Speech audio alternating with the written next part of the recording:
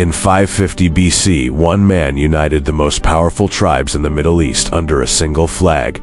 In less than 30 years, he built the largest empire the world had ever seen. From Egypt to India, from the Black Sea to the Persian Gulf. But here is what nobody tells you. This empire was not built on fear. It was built on something far more powerful. It was built on respect.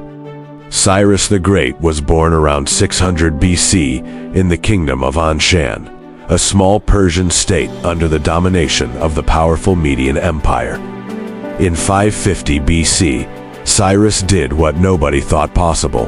He rose against his Median overlords and defeated them.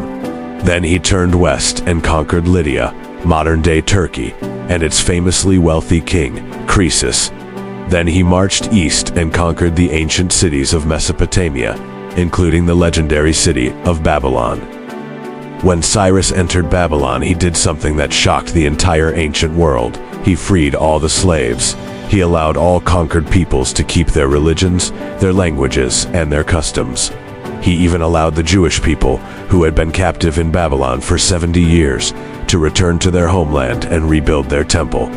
All of this was recorded on a clay cylinder, the Cyrus Cylinder, which historians consider the world's first declaration of human rights.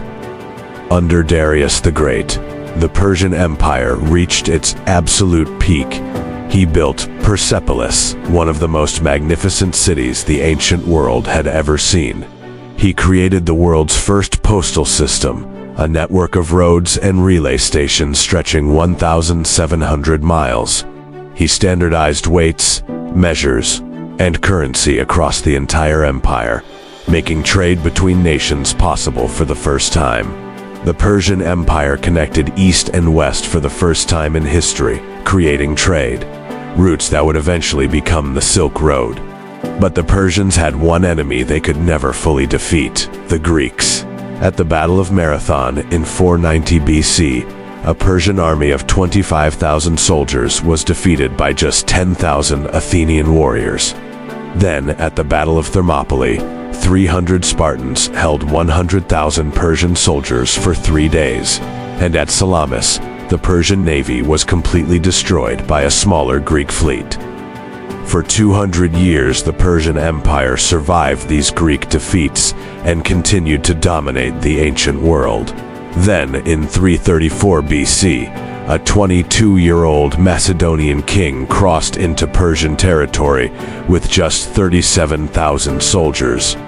In just 10 years, Alexander the Great conquered the entire Persian Empire, from Egypt to the borders of India.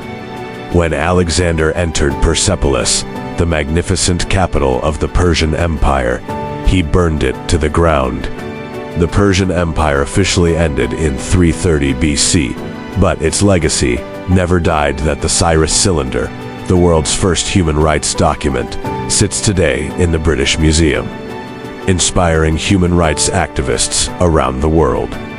The Persian postal system inspired the Roman postal system, which inspired every postal service in history. And the tolerance of Cyrus the Great, his radical idea that conquered peoples deserve respect and dignity, remains the most revolutionary political idea in human history. Subscribe, because next week we go inside the world of Alexander the Great.